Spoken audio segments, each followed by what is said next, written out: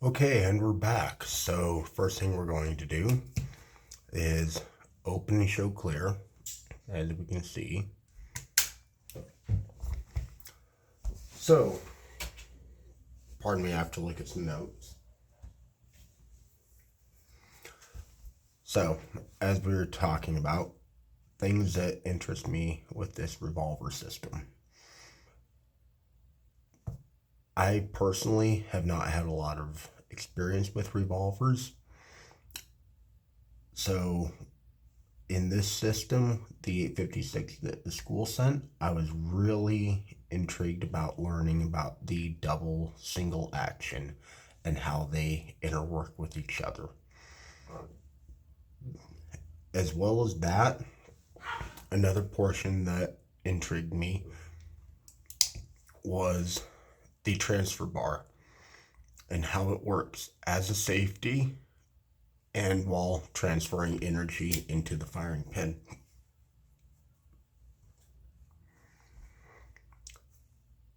So I have come to find out that a revolver is far more intricate than anything that I've been told in the past. The amount of timing and precision that goes into these is truly unique, especially when you think about it from a standpoint of, say, for example, the old Western days. They didn't have modern 6-axis machines and $100,000 automatic lathes to produce these parts. So the fact that something like this has been able to withstand the test of time, decade upon decade, truly shows how reliable and rugged a revolver platform is. So, from what I've learned and from my little personal experience, in checking over the health of a revolver when the customer would come in, as we see it, that's where we're going to start our initial inspection. What's the condition of the screws? What's the condition of the actual firearm? How does it look? Does it look like it's been well kept?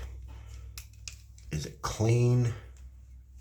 Does the cylinder have free travel? Does it lock? And then I'm going to start going into the internals, checking the feel of it. Does it lock up when the hammer is fully pulled to the rear? Okay. And once again, this is a empty firearm. How does the double action work? These are all things that I'm going to check over to determine the general health, as well as things as simple as I'll check the condition of the barrel, the forcing cone, the crown of the barrel to make sure there's no major tears or dents or dings in it.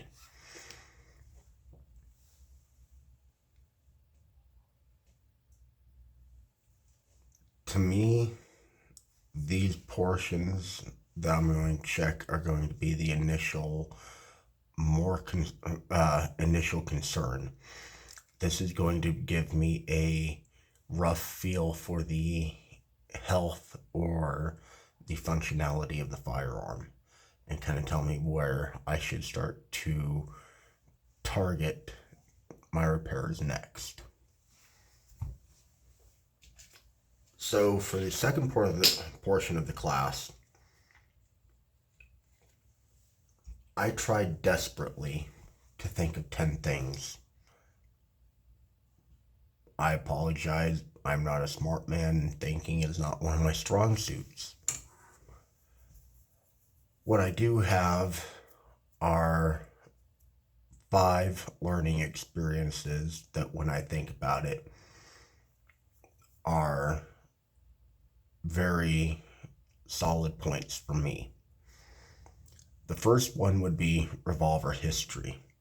This course has thrown me down a rabbit hole about learning more about revolver development throughout the years, going all the way back to even early flintlock pistols that would eventually lead into the evolution of the revolver.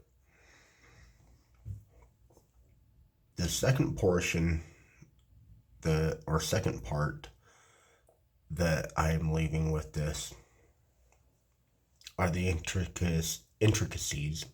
Sorry, hard to talk sometimes with a fractured jaw. The intricacies of the safeties involved in the system. Originally, I wasn't a fan of these because I didn't understand them and I didn't think that revolvers were inherently the safest platform out there. After this course, my worries have been more than relegated. I feel completely comfortable in carrying almost any revolver now, knowing the amount of safety and precision that goes into these. The third portion would be, once again, going back to the trigger, the double action, single action, and learning how both have evolved over time independently and together, as apparent in this system having both triggers. This is something that I plan to learn more about in the customization and fine-tuning portion, just for more of the competition and the high-end shooter. And this leads me into my fourth point that I take away, the revolver's role in modern times. A lot of times when I used to think of revolvers, I would think of the old 90s, 80s, 70s cop movies. Carrying the Smith & Wesson J-frame where they've got the super squared off squatting stance. And then you have the introduction of the modern firearms like the Glock and so on. In my opinion, that had relegated the revolver to a thing of the past. With personal experiences I've had in the past, and from what I've been learning more in the class, I have learned that in fact, the revolver still has a solid role set aside in society, in the firearms community. This is still a good, safe platform to teach beginners on, especially in smaller calibers. When I was stationed in Alaska, a revolver chambered in something like a 500 Magnum was a very common revolver that hunters and outdoorsmen would carry.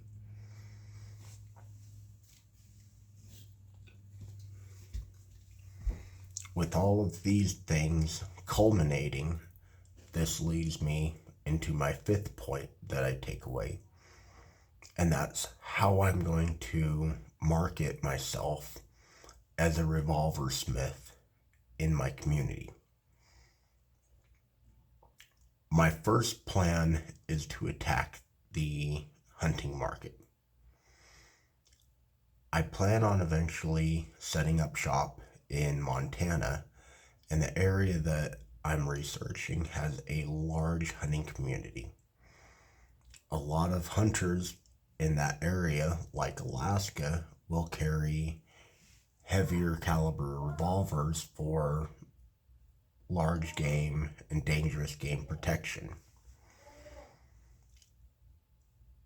So one of my plans is to market myself as somebody who can provide reliable, safe gunsmithing for revolvers that are going out for outdoorsmen and other people of the such.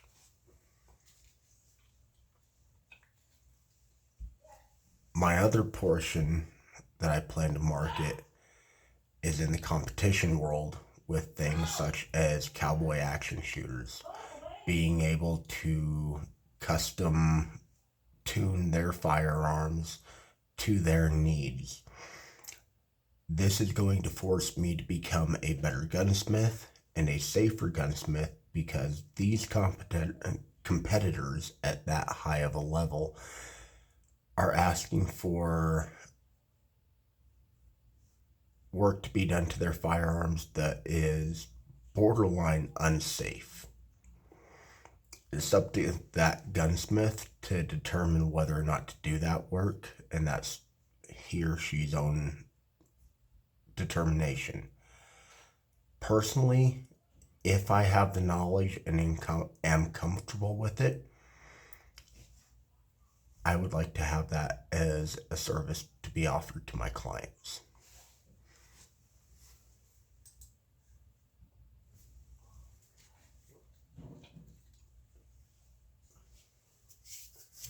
So, with everything we've gone over, I feel that we've also kind of covered the third portion of this discussion, the unique portions of the double single action revolver that I find unique personally. As stated before, I'm really intrigued by the safety mechanisms and the trigger and how it works and proper tuning.